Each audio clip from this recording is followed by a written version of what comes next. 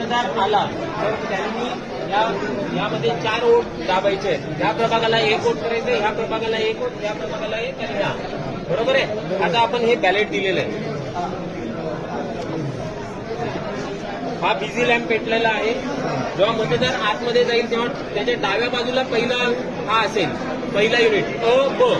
नंतर उजव्या साईडला, म्हणजे आता तुम्ही मतदार आहात असंच अ ब क ड. तुमच्या डाव्या साईडला हीच पहिले आधी असणार आहे. त्याच्यानंतर तुम्ही यामधला एक कोणताही उमेदवार निवडा, हे दाबा बटन. त्याच्या समोरचा लाईट सुरू झालेला आहे. याच्यातला निवडा किंवा कसं सिक्वेन्स अशी घ्या, असं क्रॉस घ्या, चालेल. करून बघा परत एकदा घ्या.